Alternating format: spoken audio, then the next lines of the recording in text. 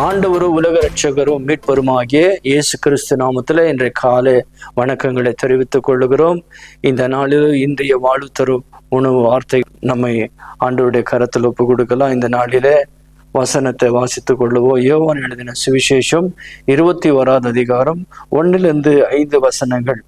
இவைகளுக்கு பின்பு இயேசு திபெரியா கடற்கரையிலே மறுபடியும் இயேசு சிஷ்யருக்கு தம்மை வெளிப்படுத்தின விவரமாவது, சீமன் பேதுருவும் திதுமு எனப்பட்ட தோமாவும் கலிலியா நாட்டில் உள்ள கானா ஊரான நாத்தான்வேலும் செபெதேவின் குமாரரும் அவருடைய சீஷரில் வேறு 2 பேரும் கூடியிருக்கும்போது சீமன் பேதுரு மற்றவர்களை நோக்கி மீன் பிடிக்க போகிறேன் என்றான். அதற்கு அவர்கள், நாங்களும் உடனே கூட வருகிறோம் என்றார்கள். அவர்கள் புறப்பட்டு போய் உடனே படவேறினார்கள். அந்த ராத்திரியிலே அவர்கள் ஒன்றும் பிடிக்கவில்லை. விடிய காலமான போது இயேசு கரையிலே நின்றார்.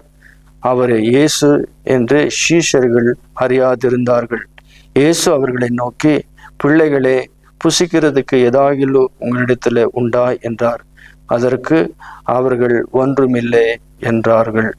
கண்களை மூடி நம்ம செபிக்கலாம். மிக அதிகமாக நேசிக்கிற நல்ல தகப்பனே, இந்த கால வேளையில கர்த்தரும் சீஷர்களே, நீர் அழைத்த ஒவ்வொருவரையும் நீர் அழைத்த தேவன், அவர்களை விசாரிக்கிற தேவன் என்பது, பிள்ளைகளே உங்களை புசிக்கிறதுக்கு ஏதாவது உண்டாமே என்று சொல்லி அவர்களை ஆண்டவரை விசாரித்த தேவன்.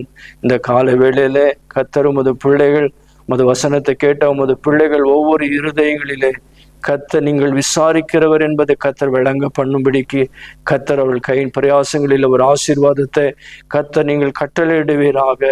இந்த நாளில் காலையிலிருந்து சாயங்காலம் வரையிலும் கர்த்தர் உமது கரவங்க வழி நடத்துதல் உங்கள் பிரசன்னம் அவர்களோடு இருக்கணும். கர்த்தர் அவர்களுக்கு கைட்டு செய்கிற வேலையிலோ அவர் பிள்ளைகளுடைய படிப்பு ஆரோக்கியத்திலோ கர்த்தர் நீங்கள் ஆசீர்வதிக்கும்படியா செபிக்கிறோம்.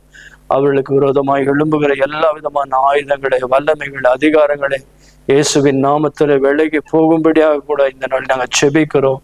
கர்த்தர் ஆண்டவரே, ஒவ்வொரு குடும்பங்கள் இருக்கிற வியாதி, பலவீனங்கள், போராட்டங்கள், குழப்பங்கள் இருந்து ஒரு பரிபூர்ணமான விடுதலை கொடுத்து கர்த்தர் ஒவ்வொரு பிள்ளைகளை விசேஷமா நீங்கள் ஆசீர்வதிக்கும்படியா செபிக்கிறோம்.